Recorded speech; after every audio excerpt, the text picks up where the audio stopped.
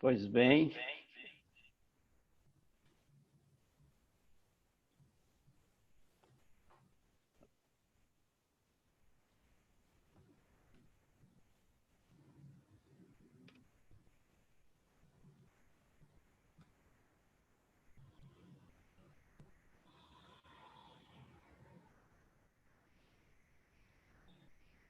hoje nós temos uma palestra, não está na nossa sala o nosso superintendente de conteúdo, Dr. Rodrigo Teras, então nós vamos passar direto a apresentar o palestrante da noite.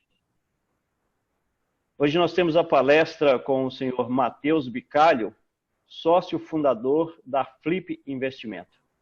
O senhor Matheus trará um assunto de extrema relevância nesse momento complexo que estamos vivendo, que é atravessar o início de uma crise econômica. Provavelmente, como noticia todos os periódicos de todo o planeta, teremos uma crise financeira aprofundada com o pós-Covid-19 e que se assemelha ou ultrapassará o crash da Bolsa de 29.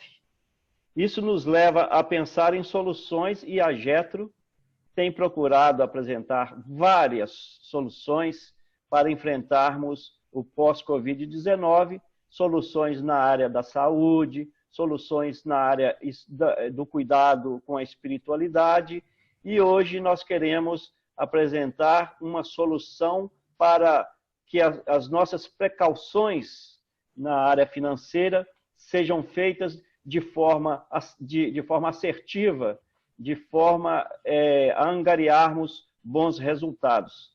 E com isso nós convidamos o senhor Matheus para estar conosco nessa noite, que gentilmente que aceitou o nosso convite e está aqui agora para nos dar informações precisas sobre o mercado financeiro e sobre como nós também podemos fazer as nossas aplicações e trabalhar o nosso dinheiro. Porque, às vezes, nós que somos cidadãos medianos, pensamos que para trabalhar com dinheiro precisa-se de muito dinheiro. E hoje o Matheus está aqui para nos falar sobre isso. Boa noite, Matheus. Seja bem-vindo. Boa noite, João. Boa noite a todos. Muito obrigado pelo convite, né? No primeiro momento, quero agradecer a presença. É muito bom, é muito importante a gente falar um pouco da área financeira agora, né? A gente sabe da importância disso. Sem dúvida alguma, o impacto que a gente vem tendo na saúde é inestimável. E mais do que o impacto na saúde, a grande maioria vai ser impactada financeiramente, né? A gente vê que o mundo, a partir de agora, tende a mudar algumas coisas, o jeito com que as pessoas enxergam as coisas, seja a questão da educação, seja a questão da saúde, seja a questão de tecnologia, né? Então, talvez muitas profissões até deixem de existir ou que reduzam drasticamente a demanda, né? E algumas pessoas que atuam diretamente em alguns setores tendem a sofrer também.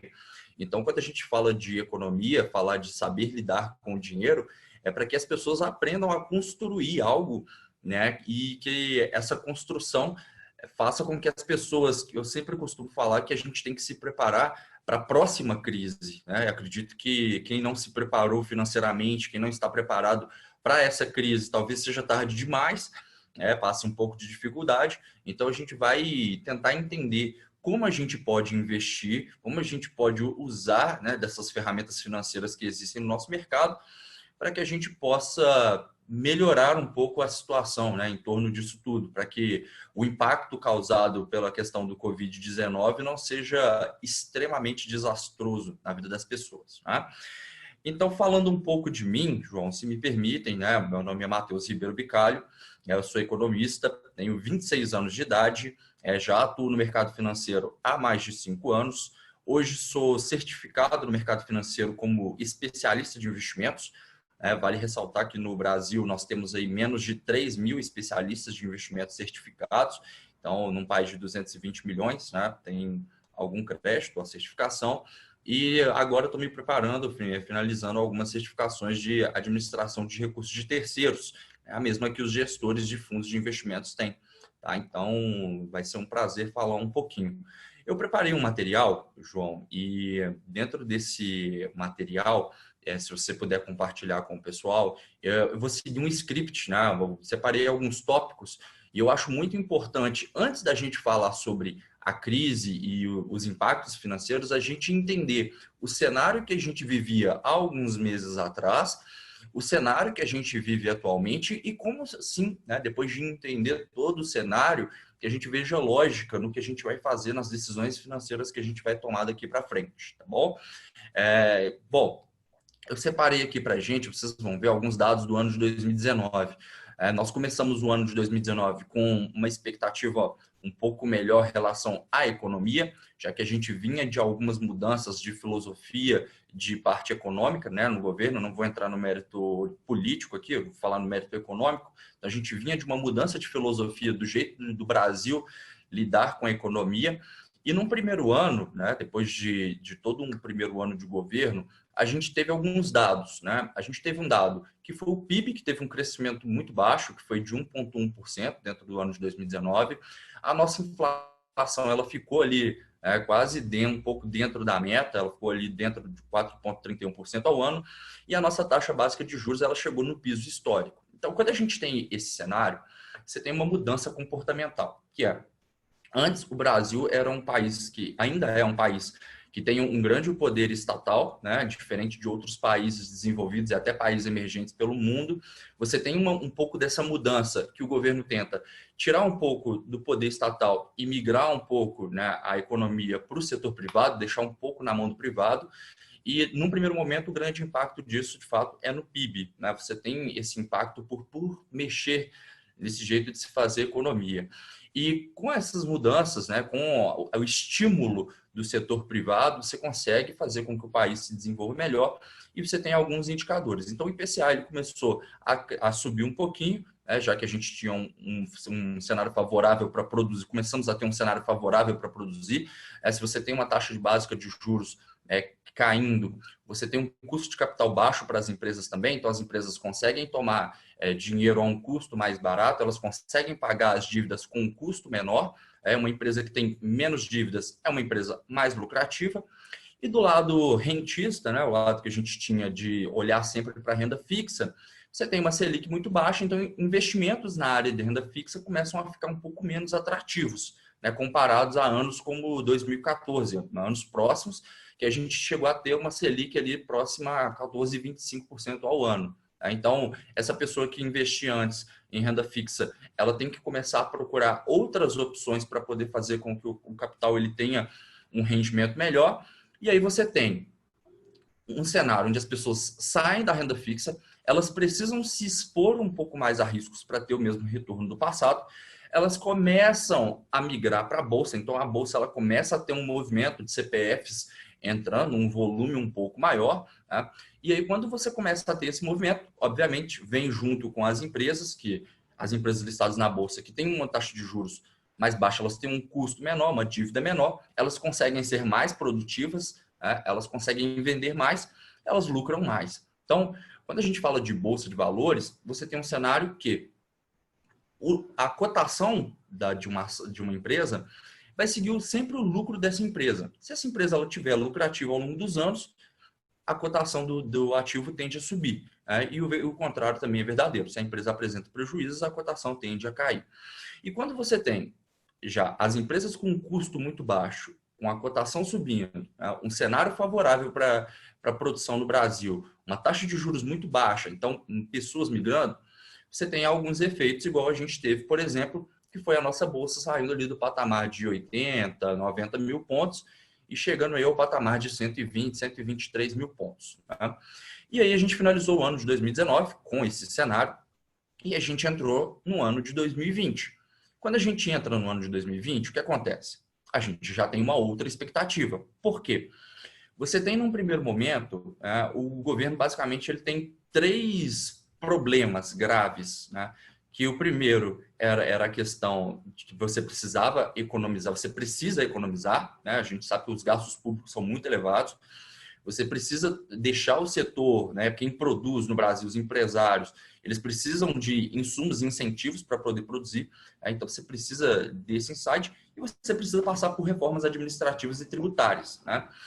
E aí a gente entra no ano de 2020 com uma reforma da Previdência aprovada, que gera uma economia muito grande para o país, e uma expectativa muito grande em torno de uma reforma tributária e uma reforma administrativa, né? Várias outras reformas, o governo vendendo parte dos estatais, então diminuindo o poder, né, dentro das empresas e tendo cada vez mais capital e ficando cada vez menor essa questão da centralização estatal no Brasil.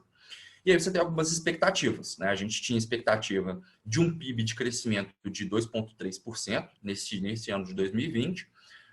Você tinha uma expectativa de um IPCA, de uma inflação controlada ali dentro da meta, e o Banco Central, né, junto com o Copom, já tinham praticamente decretado que 4,5% era o piso, que os juros não passaria disso, né? Porque você começa a ter um cenário favorável para a produção, você começa a ter consumo, né? Você começa a ter consumo, você gera inflação, e se você gera inflação, você precisa adotar políticas monetárias para controlar a inflação. Uma delas é subir os juros. Então, você já tinha um cenário aí precificando que os juros já estavam baixos para estimular o consumo dentro do país. Se você me permite, pode passar, por favor, o slide, João. E aí, a gente vem, né, vem toda essa questão. Começa a surgir os casos de coronavírus, né? Primeiro lá em Wuhan, né, na China, gradativamente foi tomando outros países da Europa, e no dia 11 de março, a OMS, né, declarou uma pandemia, e o Brasil começa a ter alguns casos confirmados. Junto com o Brasil, outros países, né, no mundo inteiro também tiveram casos confirmados, começa a crescer, e a gente sabe que hoje, né, 2 meses depois, a gente já tem aí mais de 11 mil mortos, né, no Brasil por Covid, infelizmente, e no resto do mundo o número já chega a ser gigantesco. Fato é que, quando o Covid chegou, a gente sabe que a única, até então comprovada, a única medida favorável contra o Covid-19 é o isolamento social, né? E quando você faz esse isolamento social, né, as empresas elas deixam de produzir, as pessoas deixam de consumir, o jeito com que a economia se porta começa a ser diferente. E a gente fala que essa crise, ela talvez seja a pior de todas, porque a gente nunca enfrentou isso na história da humanidade. Desde que a gente se entende por humanidade, a economia, ela nunca foi desligada da tomada como ela foi recentemente, né? O que a gente está vendo é que a economia ela está sendo desligada da tomada. As pessoas não saem de casa, as pessoas não consomem, as pessoas não produzem, mas os juros continuam aparecendo, né? As empresas continuam com os custos altíssimos, e aí você começa a ter uma reação em cadeia. A inadimplência começa a aparecer, algumas coisas que atrapalham um pouco o cenário econômico, e até o próprio governo, que antes tinha um foco econômico muito grande, agora precisa ter um foco mais para a questão da saúde, para a questão da prevenção, porque a gente sabe que é uma doença altamente contagiosa e medidas precisam ser adotadas, né? E aí você tem uma balança, que é, de um lado, você precisa proteger as pessoas, você precisa tratar, você precisa do isolamento, né, do famoso lockdown, você precisa disso para poder, porque é o único método que comprovadamente funciona contra o Covid, e do outro lado você precisa que as empresas produzam, as pessoas consumam, só que para isso você não consegue metrificar isso, tá? Então o Brasil ele começa a entrar, e o restante do mundo também, você começa a ter os custos muito elevados, as empresas têm ali pouquíssimas empresas têm um caixa confortável hoje no Brasil. A gente estima aí que mais de 80% dos trabalhadores, né, mais de 80% da renda que é gerada no país hoje vem dos pequenos empresários, né, e a gente sabe que o pequeno empresário, infelizmente, ele não tem a cultura de separar o que a gente chama de estoque de caixa, que é uma parte dos lucros da empresa, depois que ele paga todos os custos, ele estruturar um caixa confortável para a empresa ao longo dos anos. É isso, quando você tem um cenário em que antes essa empresa ela era produtiva, ela conseguia produzir, conseguia vender, conseguia faturar, e de repente isso para, essas empresas que não têm um caixa confortável, elas começam a entrar em algumas situações que as deixam extremamente desconfortáveis, né? E colocam essas empresas até à beira de liquidação extrajudicial. Então, você começa a ter um cenário que as empresas elas precisam, né, urgentemente produzir, precisam urgentemente vender, que as pessoas consumam, e do outro lado você tem a questão da saúde, né, que as pessoas não podem sair de casa para produzir para consumir alguns desses serviços por essa questão do Covid. Então, pode passar, por favor. Né? E aí a gente tem alguns efeitos com isso, né? Você começa a ter uma inadimplência muito grande, essas empresas começam a não ter dinheiro para pagar os seus funcionários, elas começam a ter que demitir essas pessoas, por sua vez, né, não tem como consumir, o governo precisa adotar algumas medidas, os autônomos também sofrem muito com isso, então eles precisam ficar parados, o autônomo a gente sabe que ele precisa estar ali na ponta produzindo para ter os seus recebimentos todos os meses, né? Então você começa a ter um efeito em cadeia muito grande. E aí o governo ele precisa adotar algumas medidas para poder amenizar isso, né? E a medida que o governo encontrou foi de injetar dinheiro na economia, fazer as famosas injeções de liquidez, né? Todos os bancos centrais no mundo têm feito isso. O governo brasileiro não foi diferente. Ele injetou ali aproximadamente 4%, 5% do PIB na economia, né? São trilhões de reais, com o voucher, o famoso voucher Corona, né? Que é o auxílio emergencial de R$ 600 que as pessoas têm recebido, né? Algumas medidas de título público também, para que os bancos liberem crédito, né? Eles têm o risco do negócio também, de liberar esse crédito que o governo está disponibilizando e aumentar significativamente a inadimplência. Se você pega as projeções de provisões, né, de inadimplência, as provisões de inadimplência que alguns bancos têm, você vê que a estimativa de inadimplência é muito grande. Isso vem muito desse processo de que muitas empresas vão passar por falência, muitas pessoas, o desemprego tende a aumentar muito, e aí você tem aí o governo tendo que cortar mais os juros, mesmo a gente já tendo entrado numa expectativa de não ter mais corte de juros, né? O Banco Central já ter comunicado no ano passado que não cortaria mais os juros, então você precisa cortar mais os juros, porque você precisa, é uma medida até que meio desesperada do governo, mas não tem o que fazer, né? E aí quando você corta os juros, o que você está fazendo? Você está tirando todo o prêmio, né, para aquela pessoa que investe, tem investimentos mais conservadores. Então, você tem aí uma Selic de 3,25% ao ano, né, expectativa de cair ainda mais, projeção para os próximos períodos, a gente pode chegar até 2,5% ao ano, taxa básica de juros, né? E aí os investimentos, principalmente os de renda fixa, eles começam a ficar quase nada atrativos. E principalmente, a gente tem que falar que hoje a economia, o mundo, ele é globalizado e a economia também, ela é conectada. E você tem muitos fundos de pensão, muitos fundos que investem diretamente no Brasil, só que quando você tem uma taxa Selic a 3%, o prêmio que você tem para investir num país emergente como o Brasil, comparado ao prêmio que você tem para investir em outros lugares, outras moedas, né, você tem um prêmio muito pequeno, perto do seu risco, já que o Brasil não é um país desenvolvido, né? É um país emergente, a nossa economia patina sempre, e aí esses fundos acabam retirando o dinheiro do Brasil e eles acabam colocando o dinheiro no lugar seguro. E qual é o maior lugar mais seguro do mundo hoje para se investir? São os famosos bonds, né? São os títulos de dívida norte-americanos. Basicamente, a gente investe em dólar. Então, por isso que você tem uma disparada tão forte assim do dólar. É por isso que o dólar sobe tanto. Por quê? Porque os investidores estão tirando o dinheiro da nossa moeda e botando numa moeda mais segura, num país desenvolvido, num país que tem o menor risco de default, né? Que a gente chama, que é risco de calote, e que tem um prêmio condizente com o risco que você está oferecendo ali.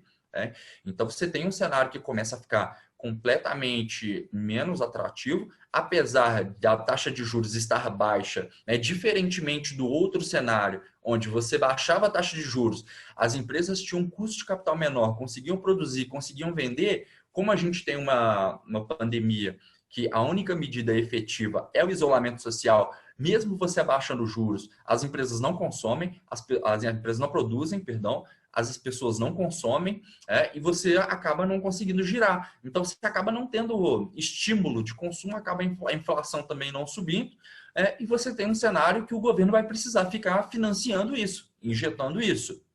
Então, quando você fala de investir, né, hoje, você poderia talvez olhar para a nossa bolsa e falar, poxa, os juros estão baixos, a bolsa está atrativa.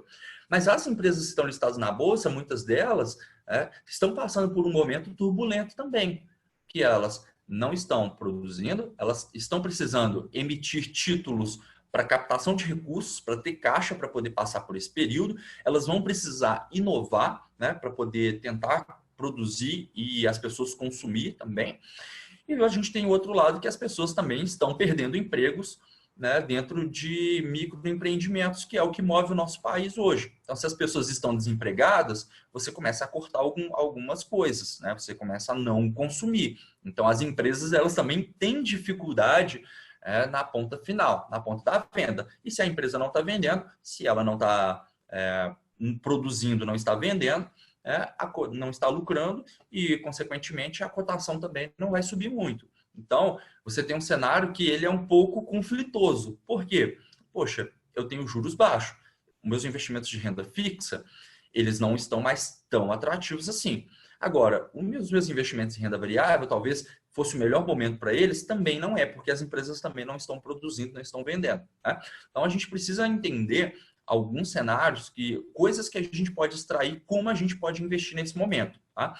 E aí eu vou te pedir para poder colocar o último slide, né? A gente tinha até colocado, que é como de fato a gente vai investir para sair da crise, né? Que é o objetivo dessa palestra. Eu não poderia falar disso sem fazer um resumo, sem passar pelos outros cenários.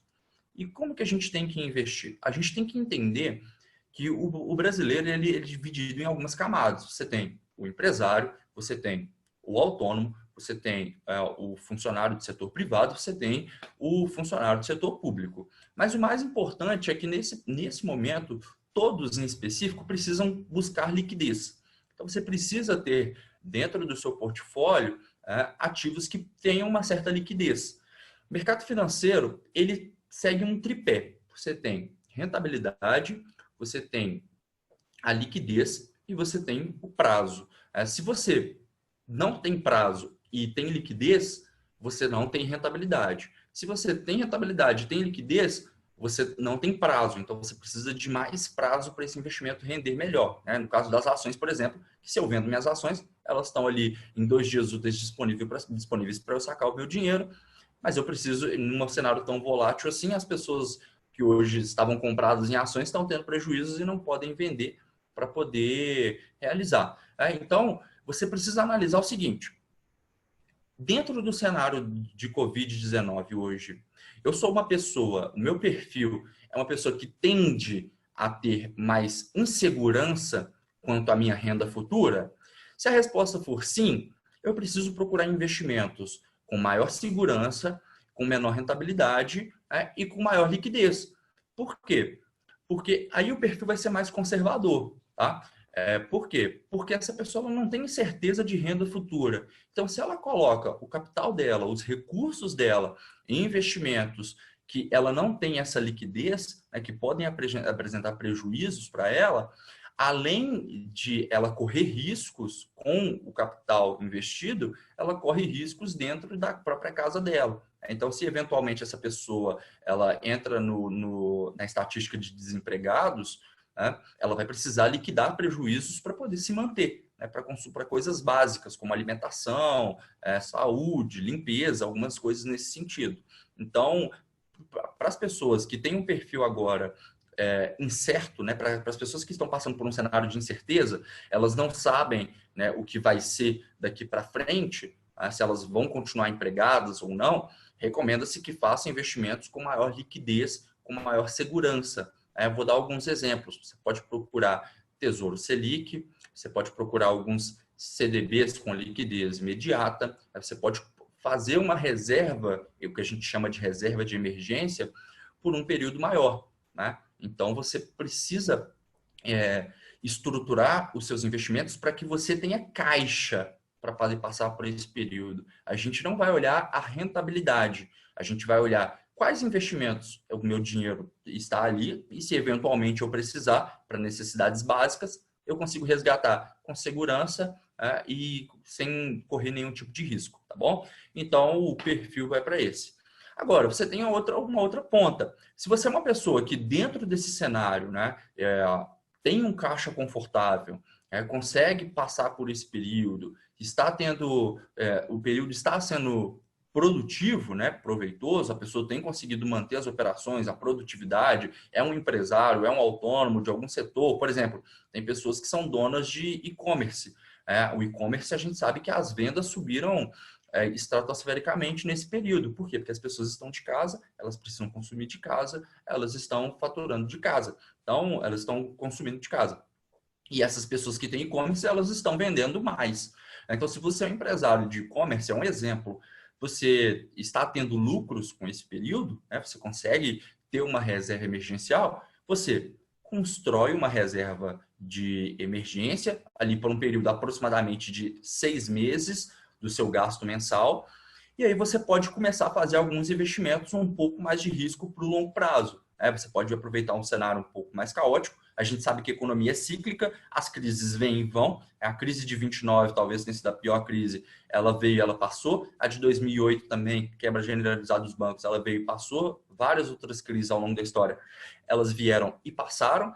Com essa também não vai ser diferente. A gente não tem uma expectativa de quanto a prazo, mas ela vai passar, isso é certo. Então, se você tem você está produzindo, você está vendendo, você está com uma posição, com uma reserva confortável que te permite viver para os próximos 6 meses, 1 ano tranquilos, né, independente do cenário, você pode fazer alguns investimentos um pouco mais de risco. Você pode ter um perfil um pouco mais arrojado, comprar algumas ações, e algumas ações de alguns setores que podem se sair melhor dentro dessa pandemia. Por exemplo, setor de saúde. A gente sabe que o jeito que as pessoas vão ver a saúde agora vai mudar bastante. Tá? Você tem agora, por exemplo, alguns setores, talvez varejo com vendas online, né, que é o mesmo perfil. Você pode ter também algumas empresas nesse segmento, empresas que exportam bastante, né? A gente vê aí, por exemplo, as produtoras de carne bovina, os frigoríficos, né, como JBS, Marfrig, não estou recomendando nenhuma ação, mas você tem aí quem está exportando bastante e recebendo muito em dólar, com o dólar alto, o lucro das empresas também está crescendo. Então, é favorável para essas empresas. Por exemplo, a Vale tem exportado muito minério de ferro para a China, tem aumentado consistentemente a exportação. Então, a empresa tem lucrado também, então tem se favorecido com um cenário de dólar mais alto. Então, você tem alguns cenários que podem ser mais favoráveis, ok? Agora, para as pessoas que, por exemplo, têm uma renda linear e ainda não sabem para onde pode ir, aí recomenda-se a renda fixa, aí recomenda-se ter liquidez, recomenda-se construir essa reserva emergencial. Dentro de alguns títulos, né, muitas pessoas, por exemplo, investiram em Tesouro Nacional, títulos de dívida do governo, e elas me perguntam o tempo todo se vale a pena investir ou não. E você tem um grande problema, e quando você olha para os títulos de dívida do governo, que o governo está injetando muito dinheiro na economia e ele vai precisar repor isso, essa conta vai precisar ser paga. E quando você fala de investir diretamente em títulos do governo, que não seja o Tesouro Selic, para poder ser a nossa reserva de emergência, mas que seja títulos pré-fixados ou títulos atrelados ao IPCA, você tem uma instabilidade muito grande, né? A curva de juros ela sobe muito. Por quê? Porque o governo está financiando as pessoas, ele está colocando PIB na economia, tá? E essa conta vai precisar ser paga. Então, as pessoas sabem, o mercado sabe que o governo vai precisar de dinheiro, vai precisar emitir títulos de dívida para isso. E aí o mercado acaba colocando a taxa de juros mais alta e aí você tem títulos, né, de dívida do governo que estão pagando ali talvez 7%, 6% ao ano, né? E como a nossa inflação é muito baixa, o seu ganho real fica muito alto. Mas aí você tem que ficar atento à marcação do mercado. Então, recomenda-se que para investir em títulos do governo agora tenha um pouco de paciência e que você tenha prazo, apesar de que o governo recompra qualquer título a qualquer momento. Mas é importante ter muita atenção, tá? Porque as pessoas o tempo todo me questionam isso. Falam, poxa, eu tinha dinheiro em tesouro, em título de dívida do governo, e agora eu estou tendo prejuízo. Como que isso aconteceu? Acontece por uma coisa que a gente chama no mercado de marcação a mercado. Todos os dias a gente tem a marcação dos juros futuros ali, e essa precificação dos juros no futuro pode atrapalhar o que a gente chama de PU, que é o preço unitário do título. Que você precisa corrigir o preço do título hoje para que ele pague aquele vencimento que você tinha acordado no futuro. E aí, no curto prazo, o Tesouro pode apresentar algumas oscilações. E isso também pode atrapalhar alguns investidores que, eventualmente, podem investir agora, visando um cenário mais curto, achando que estão se protegendo por ser renda fixa e por estar pagando mais, mas nem sempre esse prêmio vai valer a pena. Então, os títulos de dívida do governo, eles estão voláteis, né?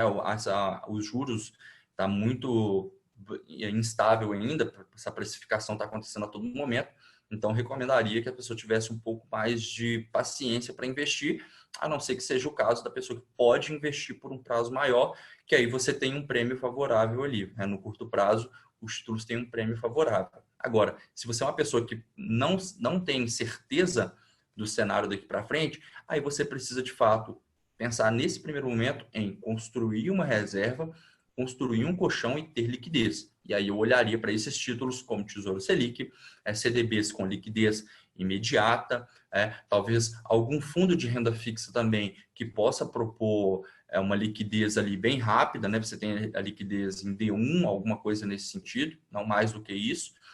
E para quem pode ter um pouco mais de tempo, a gente fala muito dessa questão dos próprios multimercados ou das ações, né, dentro dos setores que eu falei. O setor de tecnologia não tem sofrido, o setor de alimentos também, que é o setor de consumo primário, também tem se saído muito bem, né? Então, as empresas que estão dentro desses setores, elas têm performado muito bem, né? E aí você tem o jeito de olhar até para o mercado de ações daqui para frente, ele muda, né? Se antes você tinha um cenário econômico favorável, né, e um cenário econômico favorável significa as pessoas viajam, as pessoas estão empregadas, elas têm dinheiro, elas viajam, elas consomem, elas aproveitam tudo. Então, você tem alguns cenários como juros baixos, incentiva o setor imobiliário. Então, o setor de construção civil, empresas do setor de construção civil passam a ser interessantes. Você tem o setor de viagens, né, e turismo, passa a ser interessante. Alguns desses setores que antes estavam interessantes, agora eles deixam de estar interessantes, né? Já que agora, nesse momento, ninguém vai pensar, talvez, em adquirir imóveis, né? As próprias empresas listadas na Bolsa que trabalham no mercado imobiliário, estão suspendendo os lançamentos, né? Então, você muda o cenário, então você para de olhar para um cenário que as pessoas estão com dinheiro, estão consumindo, estão viajando, e você olha para um cenário caótico que as pessoas precisam se proteger e precisam pensar nos bens primários, né? Que aí é alimentação, saúde, todas essas questões. Então, o setor de supermercados, setor alimentício, o setor de tecnologia, ele se mostra mais perene porque a tecnologia ela pode ser consumida, né, dentro de casa, algumas coisas assim. Então, as empresas que vendem tecnologia, elas ficam muito bem porque elas conseguem ajustar o modelo de negócios. Então, o setor de saúde ele se sai muito bem nesse período, porque a gente está falando de uma pandemia, né? Então, as pessoas vão olhar, né, vão pensar talvez mais em olhar de uma maneira mais confortável os seguros daqui para frente, né? O brasileiro não tem costume de fazer talvez seguro de vida, então daqui para frente essas coisas vão mudar, né? O setor de educação, a gente sabe que as empresas elas estão se mexendo.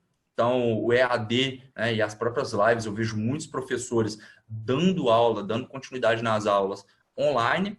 Então, as empresas do setor de educação com o EAD também se mantêm bem, se mantêm tranquilas, então esses setores eles tendem a sair melhor dentro da crise. Tá? Então, você precisa separar, você precisa perguntar de que lado você está. Você está do lado que você tem caixa nesse momento e tem mais conforto para investir, talvez seja o momento de você comprar alguns ativos que estão mais baratos, né, dentro da Bolsa de Valores, pensando mais no longo prazo. Tem alguns ativos que a gente fala também que são descorrelacionados da nossa bolsa, já que ela está muito volátil. A gente fala de dólar, né, você pode investir no Brasil através de fundos cambiais, que é uma proteção completamente descorrelacionada. Né? Quem investiu em fundos atrelados ao dólar, nesse momento está tendo resultados maravilhosos. Você tem o ouro também, você tem alguns fundos atrelados a ouro, que também apresentam um cenário favorável. Só que o fato é que com a pandemia e com o real tão desvalorizado, tanto o dólar quanto o ouro, que são ativos que não estão correlacionados, são moedas fora, né, são commodities descorrelacionadas do Ibovespa e do real, elas acabam disparando. E hoje eu as vejo já como moedas caras. Então, quando você quer investir, quando você vai investir em alguma coisa, a premissa é que você quer pagar barato em algo e vender caro. Então, quando você... Talvez eu vejo muita gente agora falando é um bom momento para comprar ouro, é um bom momento para comprar dólar. De fato, são ativos que são importantes para você diversificar o seu portfólio. Mas talvez seja o momento de comprar menos ouro e menos dólar e talvez comprar um pouco mais de real porque está barato. A premissa de quem vai fazer investimentos é essa. Agora, se você está do lado da incerteza, da insegurança, e como eu faço para me proteger nesse momento, e aí você tem que fazer o seguinte: reserva de emergência, caixa, ativos que tenham liquidez, né? Seja o CDB de liquidez diária, seja o Tesouro Selic, seja fundos de renda fixa, algumas coisas assim, porque você vai estar protegido eventualmente dentro da sua casa. Você não vai estar olhando rentabilidade, mas você vai estar olhando a situação emergencial dentro da sua própria casa. Então, se você precisar resgatar eventualmente por alguma emergência, para suprir algum período que eventualmente você possa estar desempregado, não estar produzindo, não estar recebendo, ter alguma inadimplência em relação a alguns credores, enfim, você pode cobrir com a sua reserva, ok? Então, eu acho que o que eu poderia falar, né, dentro do período que nós temos, eu acho que é legal a gente abrir para tecnologia, já que abrir para bater um papo aí nessa nossa live, e falar um pouquinho sobre as dúvidas que vocês têm, sobre investimentos que vocês eventualmente façam, sobre o que a gente pode fazer. Eu estou à disposição agora, tá bom? Tem uma dúvida aqui do Sérgio. O que você aconselha em relação ao mercado Forex e binárias? Bom, o mercado Forex, eu vou falar sobre um mercado de cada vez, tá, Sérgio? O mercado Forex é indiscutivelmente o maior mercado do mundo, é maior que a nossa bolsa. Só que o problema é a falta de regulamentação para você operar esse mercado no Brasil e a volatilidade para você trabalhar com pares de moedas, né? Então, o Forex está numa categoria de altíssimo risco. Eu não me colocaria em posição de me expor a tanto risco nesse momento. E você tem um grande problema, que como você não tem regulamentação dentro do Brasil, você não tem fiscalização, você não tem órgãos como a CVM olhando. E isso abre a premissa para muitas fraudes. Então, tem muitas pirâmides financeiras disfarçadas de Forex no nosso mercado, e isso atrapalha bastante também. Então, esse atual momento, a gente sabe que, infelizmente, no nosso mundo, aparecem muitos oportunistas, com oportunidades de, se você está desempregado, você não está tendo renda, vem fazer renda aqui com Forex, e às vezes essas pessoas estão enganando e colocando pessoas em pirâmide. Então, sobre o mercado de Forex, eu ficaria de fora nesse momento, tá? Principalmente pela volatilidade. A gente tem ativos com muita volatilidade, pares de moedas muito, muito voláteis que podem trazer prejuízos inestimáveis para o capital. Falando sobre as opções binárias, sigo a mesma premissa, não sigo o mercado de opções binárias, abre espaço para muitas fraudes, muitas corretoras estão localizadas em paraísos fiscais, você não tem uma regulamentação da CVM, você não tem uma proteção. Então, por exemplo, se eu invisto no Brasil num CDB, com devidas proporções, mas se eu invisto no Brasil num CDB e aquele emissor eventualmente quebra, acontece alguma coisa, eu tenho um fundo garantidor de crédito que pode me ressarcir até R$ 250 mil por CPF. Agora, se você investe em opções binárias e a corretora quebra, e eventualmente acontece alguma coisa, e o dono da corretora guarda o capital, bloqueia o saque, você não, a não ser buscando uma alternativa de direito internacional, né, mas que seria extremamente oneroso para você. Mas você não tem nenhum órgão que te proteja dentro do Brasil. Então, eu evito esses tipos de operações justamente por isso. Eu prefiro ativos que tenham certas regulamentações. Tá? Talvez o ativo que tem menor das regulamentações, mas que eu talvez invista para poder me proteger, para diversificar e me descorrelacionar, talvez seja o Bitcoin, né, que é uma moeda que tem crescido muito, a moeda digital. A gente sabe já da importância do Bitcoin no mundo, o marco que é, né, da revolução que é financeira, mas esses outros tipos de operações eu ficaria de fora, tá bom? Como você diversificaria sua carteira de investimento percentualmente? Ouro, fundo imobiliário, ações no Brasil, ações americanas? Juliano perguntando. Juliano, hoje eu diversificaria, hoje o meu perfil ele é diferente. Por exemplo, eu sou empresário, sou dono da Flip. A Flip construiu um caixa confortável ao longo do período. A gente hoje tem um caixa confortável que a gente consegue manter os colaboradores, a gente consegue manter as operações e a gente tem investido, já que quase 100% do nosso trabalho hoje é online. Então, mesmo com os meus colaboradores em home office, alguma coisa nesse sentido, eu consigo produzir, eu consigo manter o meu ponto de equilíbrio e eu consigo ficar confortável. Só que eu já tenho o risco do meu negócio, tá, como empreendedor. Então, hoje eu diminuo a minha posição em ações, eu vejo alguns fundos imobiliários bem atrativos, mas também diminuo a minha posição, tá? E eu fico com ativos que me paguem pelo menos juros real, ganhos acima do IPCA, mas com segurança. Tá? Eu não me exponho tanto assim. Não compro ouro porque acho que o ouro já está ficando muito caro, apesar de que a gente ainda não tem perspectiva do final da crise, mas acho que o mercado já precificou muita coisa. O mercado sempre tenta precificar alguma coisa que vai acontecer no futuro e trazer isso ao valor presente. Então, eu acho que, por exemplo, um desemprego alto, uma taxa básica de juros em 2,5% já está precificado no nosso mercado financeiro.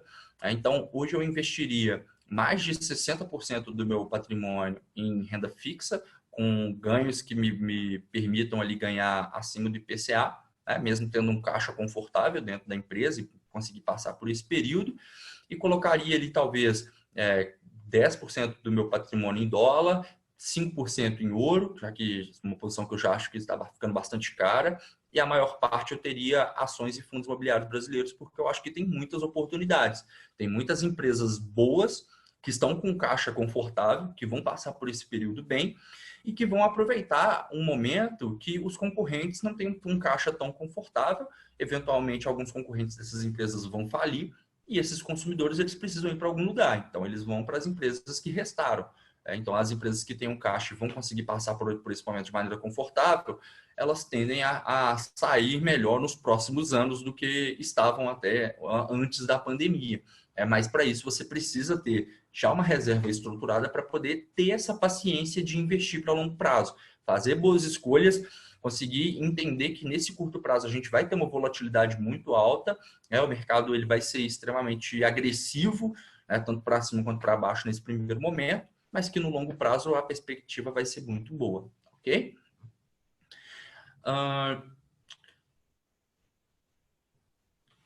Quem diria de investimento pessoal, pagando cursos online para ter uma nova profissão? Cara, o mercado num todo ele vai mudar, a maneira com que as pessoas enxergam, a maneira que as pessoas consomem.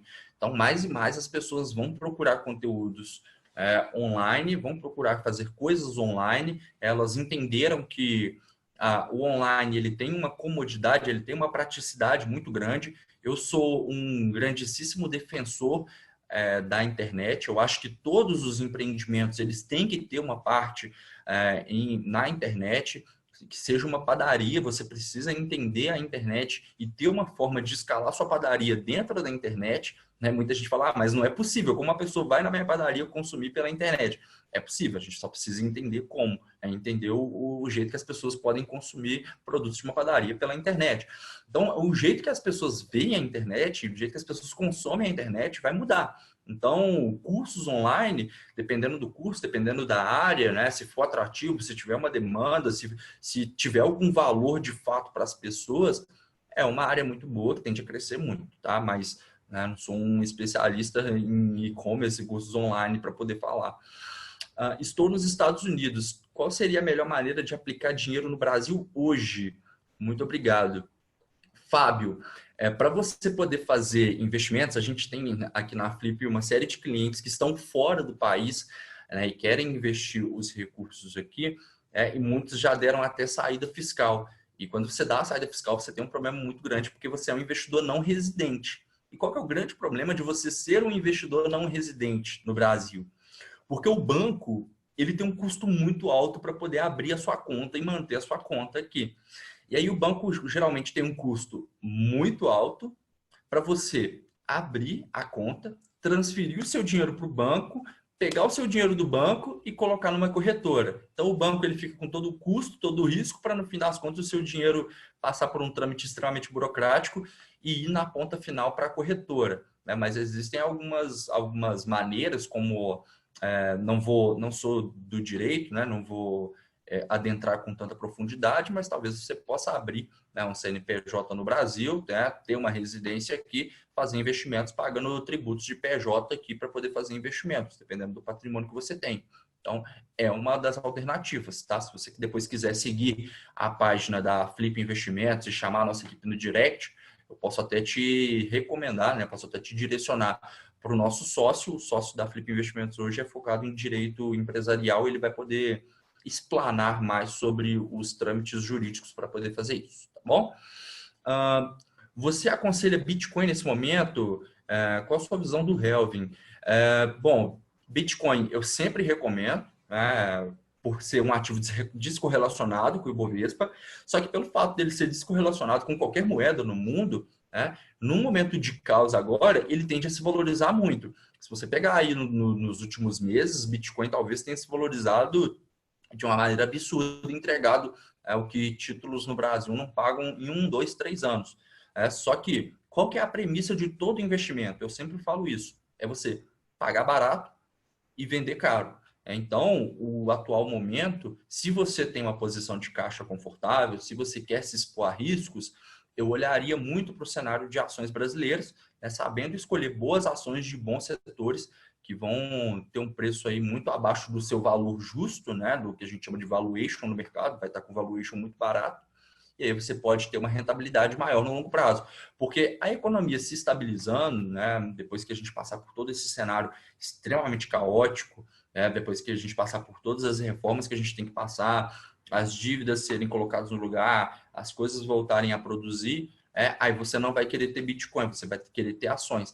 Então, o ideal é que você tenha as ações num momento como esse, né? Apesar de ser extremamente doloroso para as pessoas ouvirem isso, a gente sabe que as pessoas buscam investir no que está bom no momento.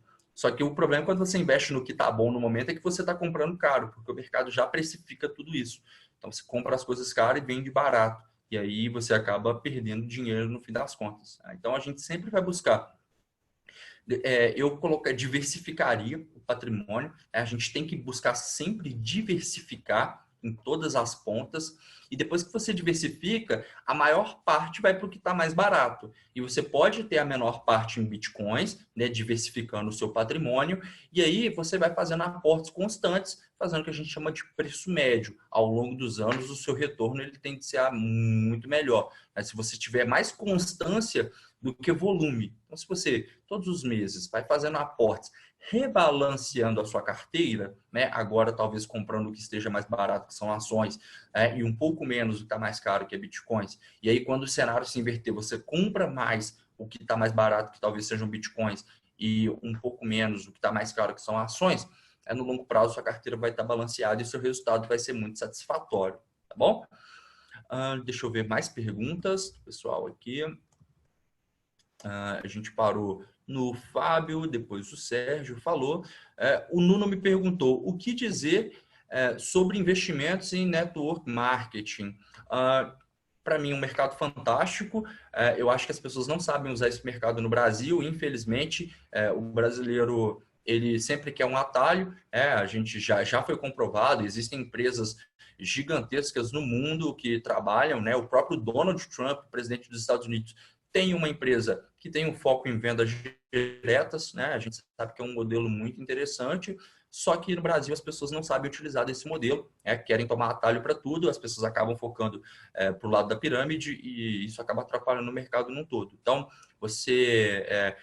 eu aconselho quem quer investir nesse mercado que primeiro estude, consulte a ABEVD, né, que é a Associação Brasileira de Vendas Diretas, e acho que vocês podem estudar, não sou especialista no mercado, mas acredito que devo fazer uma pesquisa quanto à idoneidade das empresas, né, e dos serviços também, do produto que você vai vender. Tá? Como Mateus, você... Oi, João. Só uma dica aí, porque hoje a gente está fazendo, está até legal, as perguntas serem pelo chat, normalmente são ao vivo, mas eu Sim, estou sim. gostando muito que flui mais.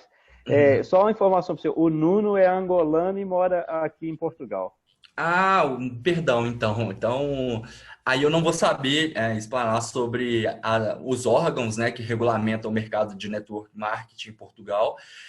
Realmente vai necessitar uma pesquisa mais aprofundada do Nuno quanto a isso, né? Mas é um mercado gigantesco, movimenta trilhões de reais aí no mundo todo, tá? Então, vale a pena sim. Como você imagina o setor bancário tradicional juntamente com as fintechs para os próximos anos? Os bancos tradicionais perderão muito mercado ou irão se reinventar e sobreviver? Não tem nome, né, iPhone aqui, mas eu gosto de falar muito disso, né? A gente precisa comparar o mundo, a forma de se fazer valuation sobre as coisas do mundo mudou muito. Vou dar um exemplo. Hoje a Tesla ela tem um valor de mercado muito maior do que a GM, com um faturamento anual 100 vezes menor. Como isso é possível? A empresa valer mais faturando menos. Como é possível empresas como o Nubank terem valuations, o Mercado Pago ter um valuation superior a um de um Bradesco, né, de um Itaú? Então, que são empresas faturam bilhões líquidos aí todos os anos. Então, o jeito do mundo avaliar empresas, fazer valuations, né, mudou. Só que você tem um risco intrínseco nisso também. E qual que é o risco disso? É o risco, né, algumas pessoas vão lembrar, por exemplo, do bolhas.com, né, que você tinha, quando surgiu o boom da internet, várias empresas queriam se situar na internet, você tinha uma série de empresas na internet listadas no mercado, e esses valuations eram extremamente altos, né, comparadas a empresas físicas. E aí, quando você tem o boom ali, essas empresas acabaram sofrendo, muitas delas, quando você tem uma crise, né, muitas dessas empresas acabaram quebrando, e aí isso gera uma crise também gigantesca. Então, quando a gente fala de fintechs e a gente fala de bancos, a gente precisa ter muito cuidado. Por quê? Primeiro, que essas empresas não vão passar os bancos da noite para o dia. E segundo, que você tem algumas fintechs que você ainda não consegue ver, né, por trás do core business o que de fato vai gerar receita. Né? Quando a gente fala em investir em ações, investir em empresas, eu quero empresas que apresentem lucros constantes, porque é o lucro que distribui os dividendos. Quando você é empresário, quando você monta uma padaria, por exemplo, o que você quer? Você quer que essa padaria venda, que essa padaria gere lucro. As empresas listadas na bolsa são a mesma coisa. A gente quer que essas empresas vendam, essas empresas gerem lucros. Então, quando você tem fintechs, por exemplo, você tem algumas fintechs que você não consegue entender muito bem de onde vem a fonte de receita. Né? Tem algumas fintechs, por exemplo, que o grande diferencial é ter taxa zero. Para o consumidor, é maravilhoso. Para o mercado bancário, também é maravilhoso, porque você obriga os grandes bancos a se mexerem, reduzirem taxas, ajustarem o mercado de acordo com o que o mercado tem pedido. Mas e para a empresa? O que aquilo ali gera de receita para a empresa? E aí a gente tem que tomar cuidado na questão que a gente fala, que é o valuation. Quanto a gente aceita pagar por uma empresa que não apresenta lucros? Isso é extremamente importante, a gente precisa fazer uma análise muito criteriosa disso. Então, assim, eu não acho que as fintechs vão tomar o lugar dos bancos tradicionais, tá? Principalmente por um país que a gente tem uma cultura muito focada, muito pouco desenvolvida financeiramente ainda.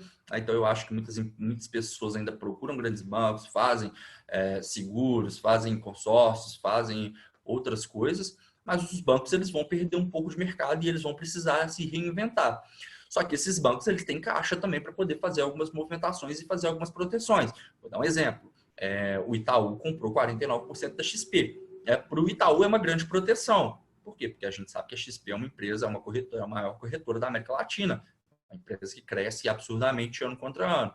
Aí, se o brasileiro fica melhor financeiramente, ele vai investir melhor. Então, isso aí faz com que o Itaú também tenha receita, tenha rendimentos. Isso também é bom para o Itaú.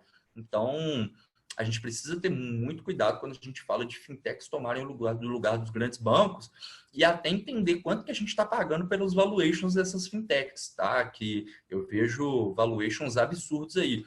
Para mim, na minha concepção, né, como especialista de investimentos, eu acho um absurdo a gente pagar mais numa fintech do que a gente paga num banco tradicional que tem faturamento e receitas gigantescos, né? E apesar da queda, o faturamento ainda vem bilionário, pagar mais numa fintech que está apresentando prejuízo contra prejuízo, e quando apresenta lucro, o lucro não passa nem da casa dos 100 milhões, sendo que você tem um grande banco faturando bilhões líquidos. Então, a gente precisa ter muito cuidado na avaliação que a gente faz de mercado contra fintech e grandes bancos. Mas é fato que, no longo prazo, as fintechs elas tendem a ganhar mercado e elas tendem a mudar o jeito com que a gente enxerga o mercado financeiro, e os bancos eles vão precisar sim se reinventar. Eles vão perder muitos correntistas, eles vão perder muitas taxas que eles tinham, eles vão precisar entender o novo jogo, né, o jeito que as pessoas consomem produtos financeiros, e vão precisar adequar e lucrar quanto a isso. Mas recursos para entender o mercado e fazer essas modificações eles têm. Tá? O Bernardo perguntou: consigo captar boas oportunidades de curto prazo na Bolsa no cenário atual? Quais as dicas para encontrar essas oportunidades? Você consegue captar boas oportunidades, né? A própria Flip Investimentos hoje tem um produto, né? A gente tem um analista de investimentos que fica focado no mercado, ele analisa basicamente gráficos, a gente não olha fundamentos, e ele faz movimentações visando curto prazo para talvez uma proteção de carteira. Por exemplo, você tem muitas posições compradas, você pode ter, por exemplo, operações vendidas para se proteger de alguns cenários. Eu vejo muita gente, e é legal essa discussão, porque quando a gente começa a pesquisar sobre ações, a gente vê muito falando de fundamentos e a gente vê muito falando de longo prazo. E é inegável a importância dos fundamentos e do longo prazo nas ações. Só que muitas pessoas criticam o curto prazo e criticam as operações curtas, olhando o gráfico. E eu não sou um crítico, muito pelo contrário, eu abraço essas operações. E o meu argumento é simples. Até fundos de investimento têm posições vendidas, né, que são aquelas proteções que, se o cenário atual não sair como o que era estimado, os fundos acabam tendo proteções. Então, eu sou a favor, sim, de operações de curto prazo, de operações vendidas, só que a gente precisa distinguir o que é o que. As operações fundamentadas para o longo prazo são aquelas posições que eu costumo aportar mais, e eu separo um capital pequeno para fazer operações mais curtas, para poder proteger eventualmente alguma queda, fazer algum hedge, né, que a gente chama, alguma coisa nesse sentido. A Flip Investimentos também tem um produto voltado para isso. Quem quiser seguir o nosso Instagram, lá no link da bio, tem um teste grátis de 15 dias para quem quiser participar, tá bom? Não vou adentrar mais porque não é o objetivo da palestra, mas podem entrar lá no Instagram e na bio e aproveitar o período de 15 dias, tá bom, Bernardo? Temos tempo ainda, João? Tem algumas perguntas aqui. Podemos prosseguir? 10 minutos. 10 minutos? Isso. Maravilha. Então, vou prosseguir com as perguntas, tá? O Erinaldo Bobato perguntou: Matheus, boa noite. Boa noite, Erinaldo. Fiz investimentos no início desse ano em ações, variável, multimercado, fundos imobiliários e tesouro.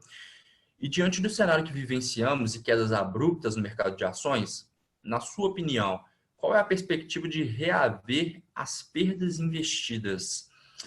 Erinaldo, primeiro ponto que a gente precisa saber é onde você investiu, né, antes de falar qual que é a perspectiva. Por exemplo, se você investiu em commodities, setores correlacionados a commodities, ou algumas empresas que muito relacionadas ao mercado interno, por exemplo, construção civil, né, setores de viagem e turismo, companhias aéreas, né, talvez a sua perspectiva ela seja de um prazo um pouco mais extenso. Se você tem investimentos em empresas de saúde, tecnologia, alimentação, que são bens primários, talvez você tenha uma perspectiva com prazo menor, porque essas empresas elas estão produzindo e os produtos estão sendo consumidos numa velocidade muito grande.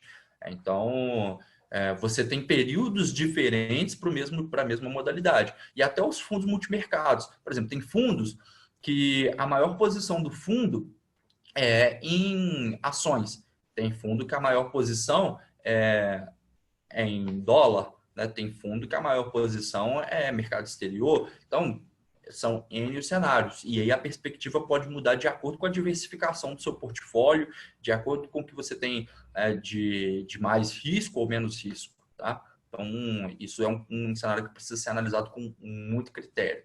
Ok? O Sérgio agradeceu, por nada, Sérgio. O Nuno está concordando e eu recomendando vendas de produtos virtuais online, certo?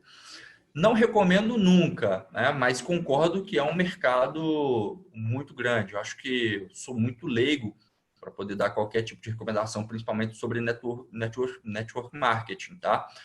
Não sou um especialista da área. Conheço algumas pessoas que fizeram grandes trabalhos nesse meio, mas não sou um especialista. Então, mas eu conheço um pouco o mercado e sei da grandiosidade do mercado.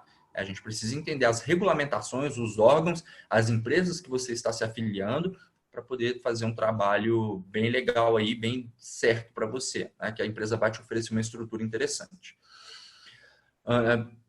Respondendo o Nuno. Agora, o Cris me perguntou sobre imposto de renda. Como funciona para quem faz operações intraday ou até mesmo no longo prazo? Cris, bem simples, tá? Se você estiver falando de mercado brasileiro, né, se a gente está falando de operações intraday, né, operações que você compra e vende no mesmo dia, independente do lucro que você teve, no fim do mês, você tem que pagar 20% de imposto de renda, tá, sobre o seu lucro. Então, você vai tirar todos os custos da operação, né? Então, vamos supor que eu comecei a fazer 10 mil reais de operações esse mês, intraday. Terminei o mês com 20 mil, então tive um lucro de 10 mil reais. Desses 10 mil, quais foram os custos com corretagem, emolumentos, impostos? Eu tiro esses custos. Quais são os custos dentro da operação e qual que vai ser o meu IR? Então, eu preciso tirar 20% do meu lucro líquido, tá bom? E aí eu preciso declarar. Agora, quando a gente fala para longo prazo, você precisa fazer vendas acima de 20 mil, né? A legislação fala quando a gente faz alienações, o mercado financeiro, alienação significa venda. Então, quando eu faço vendas acima de 20 mil com lucro, eu tenho que pagar 15% de imposto de renda, tá? Sobre o meu lucro líquido também. Eu tenho uma grande questão em relação ao imposto, né? Que a gente sabe da importância de se pagar impostos no Brasil, mas o mercado financeiro ele precisa urgentemente fazer uma correção monetária nisso. A gente nunca corrige de acordo com a inflação qual que é esse valor de 20 mil, né? Quando faz vendas acima de 20 mil. Mas a inflação está andando todos os anos e isso nunca é corrigido, né? De acordo com alguns estudos que já foram feitos, o valor justo para você fazer vendas dentro do mês para poder pagar 15% de IR talvez fosse 48 mil reais, né? Até 48 mil você seria isento de imposto. Mas a gente nunca ajusta. O Brasil, o mercado financeiro ainda está muito atrasado para algumas questões, né? Coloco aí, entre elas, por exemplo, na nossa bolsa a gente tem um lote padrão de 100 ações, né? Você vai nas bolsas aí fora, a Nasdaq, a NYSE, né? Dow Jones, você consegue comprar uma ação, né? E aqui você consegue até comprar uma ação, mas muitas vezes é muito burocrático, tem taxa de corretagem, não compensa. Tá? Então, nosso mercado precisa evoluir muito quanto a essas questões. Mas espero ter respondido a dúvida. Fábio, outra vez, meu irmão mora no Brasil, então seria mais fácil de fazer uma aplicação dessa maneira, usando a conta bancária dele? Sim, ele pagaria o imposto pela conta dele, e aí ele faria declaração também por ele, só que ele precisaria declarar a origem do dinheiro, as operações, tudo, enfim. Então precisa ser muito bem alinhado isso, tá bom? Elias, com caixa confortável, o que você diz em investimentos a longo prazo em imóveis? Seria um bom negócio? Quais os riscos com juros ou melhor aguardar? Existe uma pesquisa muito legal, Elias, porque o brasileiro, a gente não tem, né, falando agora a nível Brasil, né, como você perguntou, a gente tem uma cultura muito forte de investimento em imóveis, né? A gente já ouviu alguns ditados, como quem investe em terra não erra, quem casa quer casa, alguns desses, né, nesse sentido. E existem alguns estudos que mostram que os imóveis eles tiveram uma valorização muito grande, principalmente em períodos de hiperinflação. E era difícil metrificar o que era rendimento de imóveis e o que era inflação. E a gente tem a falsa impressão de que imóvel sempre tem uma valorização, sempre vai subir, nunca vai desvalorizar. Isso é uma grande mentira, né? Mas o fato disso acontecer é que se hoje você tem um imóvel, você fez uma aquisição a R$ 200.000, mas o cenário hoje extremamente caótico, né? Com a pandemia, com todas as questões. Se eu chegar para o dono de um imóvel e falar, olha, você tem um juros muito mais baixo, ninguém está comprando imóveis, o mercado está um caos, mas eu quero comprar o seu imóvel por R$ 130.000 porque ele está desvalorizado, o dono não vai vender, né? Então você acaba prendendo o preço ali, o dono prefere aguardar. Então o mercado, sim, ele tem riscos. Eu particularmente não gosto de investir em imóveis, eu prefiro investir em fundos imobiliários. Por quê? Fazendo uma análise econômica fria, quando você investe em imóveis, a primeira questão é que você já tem que pagar imposto se você recebe aluguéis acima de R$ 3.000. Né? E esses impostos eles chegam a 27,5%. Um imposto extremamente alto. Outra questão que você tem quando você investe em imóveis é a incerteza. Seu inquilino está lá hoje, mas você não sabe se ele vai estar lá amanhã. E isso é muito complicado. A outra é a própria preservação do imóvel. Então, se eu tenho um inquilino ali, eu não sei como está sendo a moradia dele do condomínio, se ele está depreciando o meu bem ou não. O quarto, você tem custos com imobiliária, custos com uma série de outras questões. E por último, não menos importante, você tem um problema de liquidez. Se eu tiver algum problema e amanhã precisar vender o imóvel, eu não consigo. Eu demoro pelo menos um ano aí, que é a média que eu tenho para liquidar o imóvel. Então, eu prefiro olhar mais para os fundos imobiliários. Por quê? Fundos imobiliários, geralmente o fundo, ele vai investir em imóveis. Esses imóveis, o gestor do fundo vai olhar todos os contratos de locação. Os contratos geralmente vão ser longos, vão ser bons inquilinos, como o Banco do Brasil, aluga alguns imóveis, alguns shopping centers. Então, o fundo sempre vai investir em imóveis que tenham contratos longos, bons inquilinos. Por legislação, o fundo ele tem que distribuir um percentual de que ele recebe de aluguéis para os cotistas todos os meses. Então, o fundo ele vai distribuir a cada 6 meses, perdão. Então, ele vai me distribuir ali quase mensalmente os dividendos. E esses dividendos, se eu colocar na ponta do lápis, muitas vezes eles chegam a ser mais altos do que a própria Selic ou o próprio valor que eu tenho no imóvel. Então, não dá para fazer essa conta rápida de cabeça aqui, mas tem alguns fundos que têm um dividend yield de 7% ao ano. Isso aí é mais que a taxa Selic. Tá? Então, você está investindo e ainda está recebendo dividendos livres de imposto de renda, e sem nenhum trabalho, sem nenhuma dor de cabeça com o inquilino, já que o gestor cuida de tudo, a gestão do fundo tem que cuidar de tudo. Você tem advogados para isso, tem uma série de coisas, você é um mero cotista. E tem a questão da liquidez. Se eu precisar, eventualmente, no cenário de emergência, vender tudo, em 2 dias úteis eu tenho meu dinheiro disponível para mim. Então, todos os cenários, quando você coloca na ponta do lápis, e lado físico ou lado financeiro, o setor de fundos imobiliários ele é muito mais atrativo do que investir propriamente em imóveis, tá? Sem contar que os fundos eles já têm uma diversificação. Quando você compra um imóvel, você compra um único imóvel em um único ponto. Quando você compra um fundo imobiliário, o fundo ele vai estar diversificado geograficamente. Ele vai ter um imóvel em São Paulo, um imóvel aqui em Minas Gerais, vai ter um imóvel em Brasília. Então, você consegue ter fundos aí que são bem diversificados. Sem contar que existem várias categorias de fundos também. Existem os que investem em imóveis e alugam para grandes centros, alguns investem e alugam para galpões logísticos, alguns investem e outros fundos compram cotas de fundos simplesmente. Você consegue diversificar muito mais e diluir o seu risco também, tá bom? Bom, parabéns, perguntas encerradas, ótima live, parabéns, obrigado pelo seu tempo doado. Eu que agradeço o convite, ótimas explicações, muito obrigado. Bom, eu vou finalizar então. Eu quero agradecer o João, o pessoal da Getro, né, terem me feito esse convite. É um prazer, sempre gosto de vir falar de investimentos, vir falar sobre o mercado. É um tema que tem N variáveis, é extremamente difícil você falar sobre investimentos, já que muitas pessoas têm até viés, né? A pessoa já vem com um viés quando você vai falar de investimentos. Por quê? Porque um amigo investiu em Bitcoin e deu certo, um parente investiu em imóveis e deu certo, mas a pessoa não sabe o próprio perfil de investidor. E às vezes o perfil de investidor dela vai contra aquilo que outras pessoas fizeram. E é difícil você desassociar a pessoa disso. Mas eu espero ter contribuído, espero que tenha sido válido esse tempo. João, te passo a palavra agora e obrigado pelo convite mais uma vez. Boa noite a todos. Obrigado pela presença. Nós é que agradecemos, Matheus. Muito obrigado. Foi de excelente valia seus ensinamentos, suas ponderações nessa noite. Em nome da Jet International, eu quero agradecer a sua participação. E eu aproveito, eu vou até te fazer uma pergunta, mas eu vou deixar para o final, que eu tenho algumas coisas para falar aqui agora. Mas eu aproveito para fazer uma paráfrase com a fala de Ayn Rand, que ele diz que dinheiro é apenas uma ferramenta.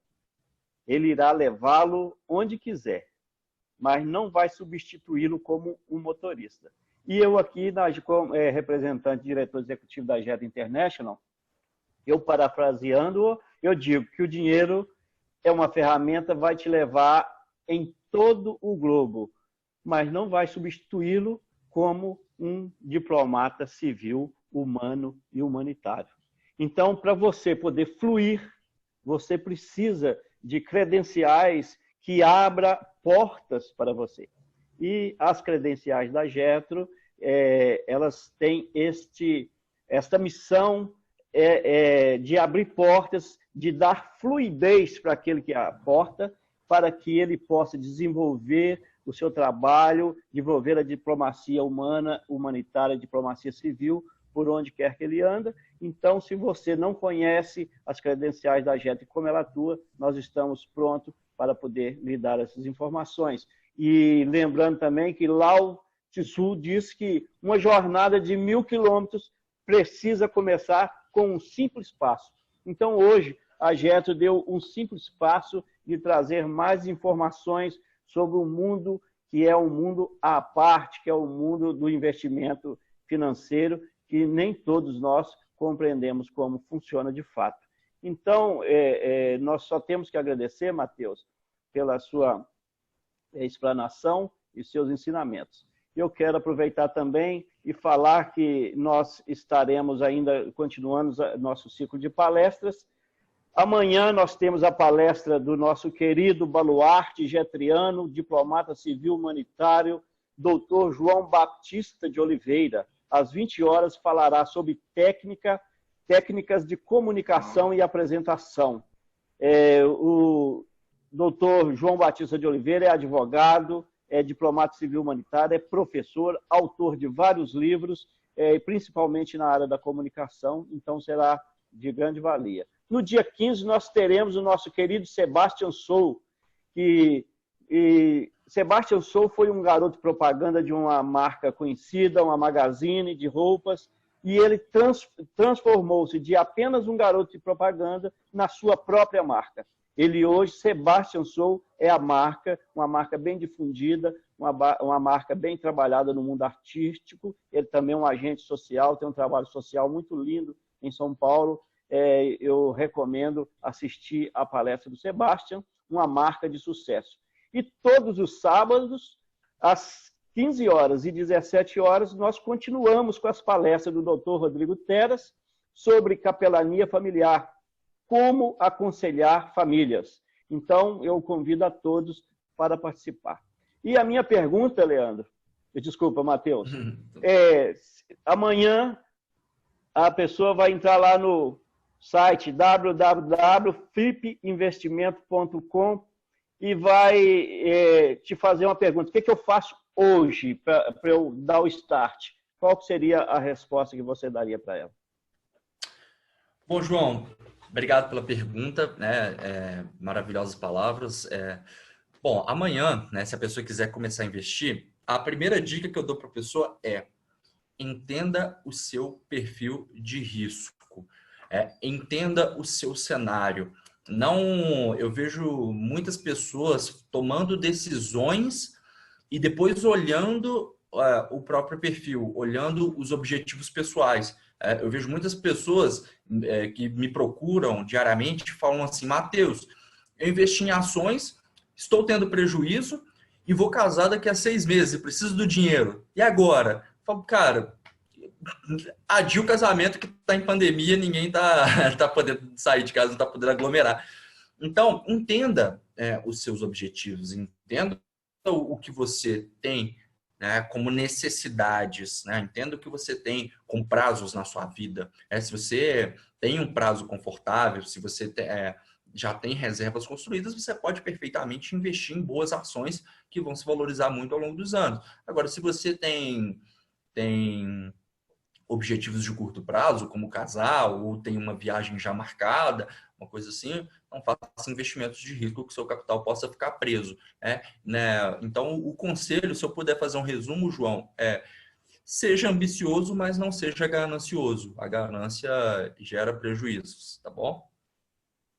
Ok, muito obrigado pela resposta. Então, assim, nós estamos dentro do prazo, cravado. Parabéns, Matheus, você ficou dentro do prazo. Quero agradecer aqui a presença na sala, embora sem vídeo, do senhor Bernardo Quiulas, porque ele é meu filho, JB. Então,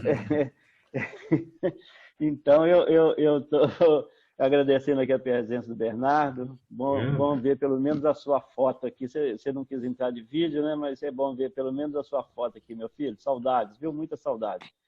E JB, amanhã, né, JB, estará falando. Você quer fazer algumas considerações?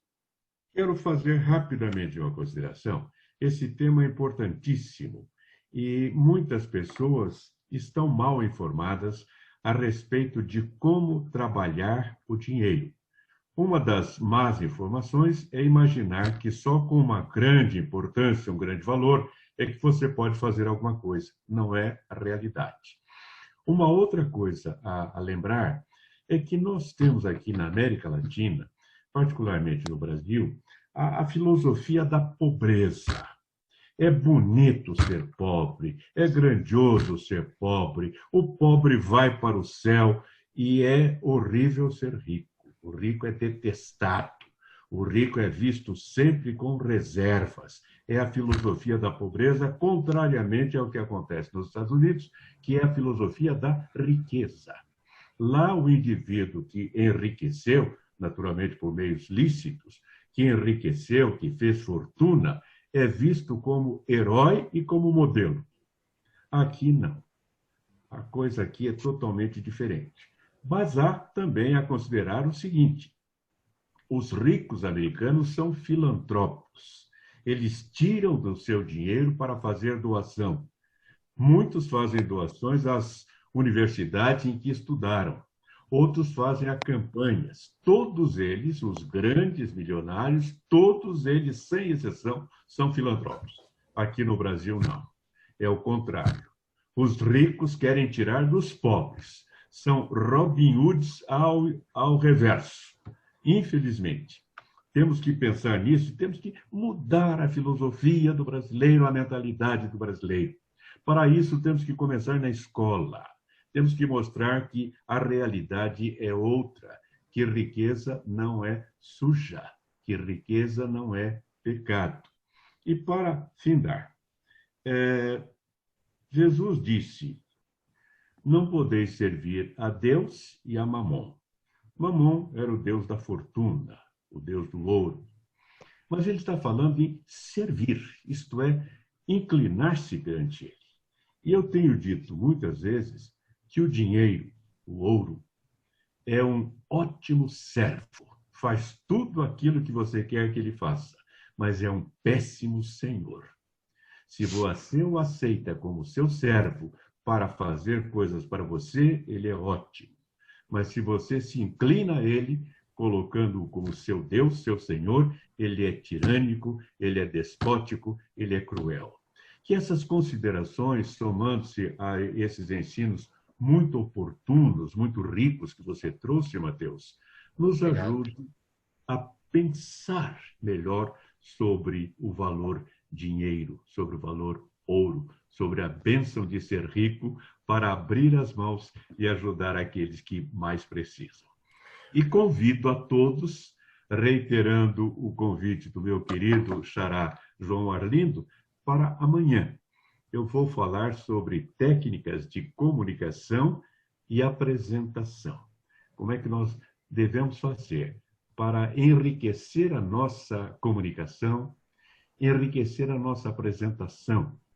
Quando nós vamos fazer uma apresentação de vendas, uma apresentação cultural, acadêmica, uma palestra, como devemos fazer? Como montar a nossa fala? Como torná-la, ao mesmo tempo, rica e agradável? Como fazer perguntas e respostas? Enfim, algumas considerações baseadas nesses meus mais de 40 anos na área de comunicação e que quero dividir com vocês com muita satisfação. Meu xará João Arlindo, obrigado pela oportunidade. Meus amigos, meus irmãos, muito obrigado por terem me ouvido. Espero que amanhã estejamos juntos. Obrigado, JB. Você sempre traz aquele diamante no final, né? Como sempre dizemos. Muito obrigado. Amanhã, com certeza, estaremos todos aqui na sala. Obrigado a todos. Obrigado, Mateus. A Jetro está à sua disposição. A Jetro International está conectada a mais de 6 mil líderes e atua em mais de 180 países. Então, nós temos aqui uma rede, um network bom e estamos aqui à sua disposição naquilo que foi interessante para você. Muito obrigado. Gratidão a todos pela presença e os microfones estão abertos para as despedidas.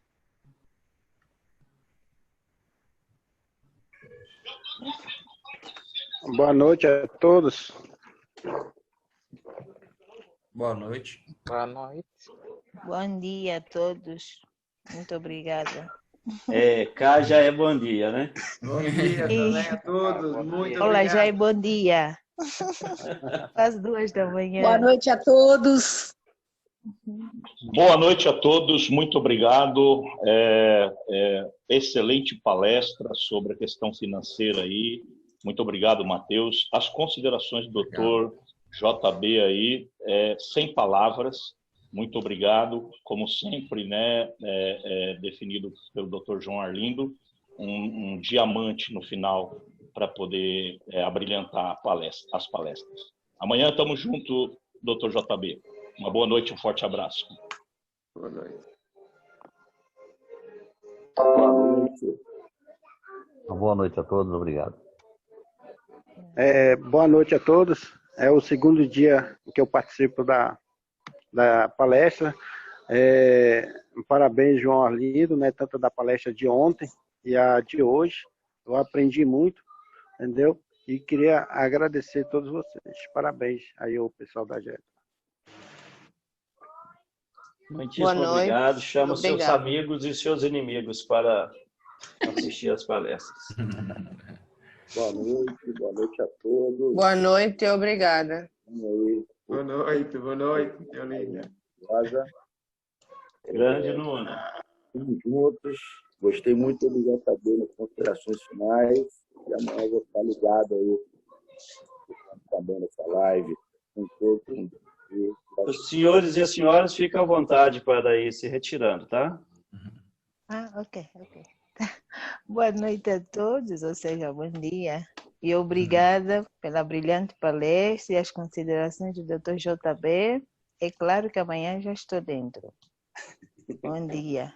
E amanhã o dia já começa, né, Elizabeth? Sim, para mim já começou. Para mim já começou. Tá. Até logo. Com licença. Ok, com licença, vamos encerrar a sala. Boa noite a todos mais uma vez. Muito obrigado.